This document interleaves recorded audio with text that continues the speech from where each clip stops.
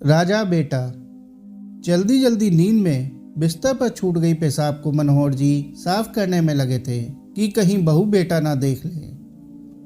कल ही तो बहू काजल ने दूसरी चादर बिछाई थी, कितना सुना रही थी उसके बेटे रवि मतलब अपने पति को कि अगर अब की बार पापा जी ने चादर पर पेशाब किया तो मैं नहीं साफ करूंगी, भले ही घर छोड़कर जाना पड़े।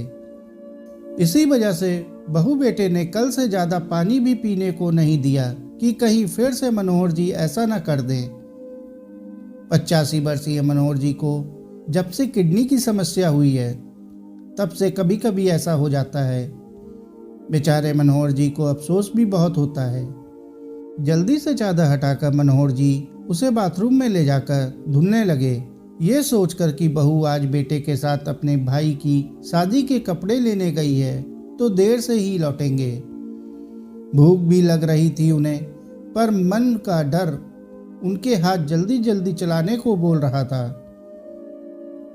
उन पर चादर भीगने के बाद उठाई भी नहीं जा रही थी। मनोहर जी की सांस फूलने लगी, तभी उन्होंने सामने अचानक बेटे बहू को खड़ा पाया। वो बस इतना बोले, बहू अब नहीं होगा, मैंने साफ कर दी है। बेटे रवि ने अपने पिता मनोहर जी को सहारा देकर कुर्सी पर बैठाया। देख लो, फिर तुम्हारे पिता ने बिस्तर खराब कर दिया, कितनी बदबू आ रही है, इनको अस्पताल में भर्ती करवाओ। बहू कुछ और बोलती उससे पहले रवि बोला, तुम अपने मैके जा सकती हो। उस बाप को कैसे छोड़ सकता हूँ जिसने मेरी पैंट तक साफ की थी जब मैं पॉटी कर लेता था कच्छे में।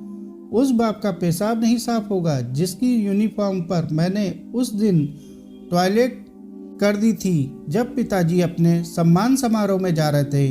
उन्होंने चू तक नहीं की, खुशी खुशी पानी से थोड़ा सा साफ कर चले गए।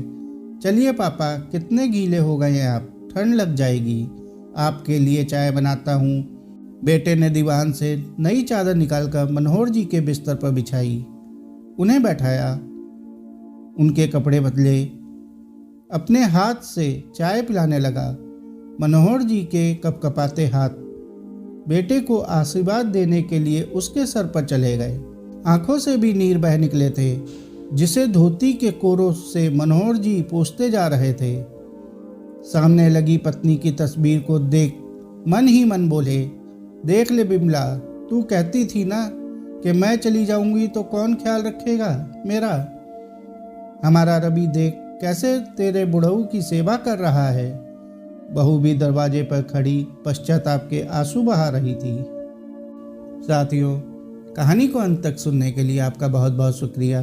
कहानी अच्छी लगी हो तो कहानी को लाइक और चैनल को सब्सक्राइब जरूर कर लें। धन्यवाद।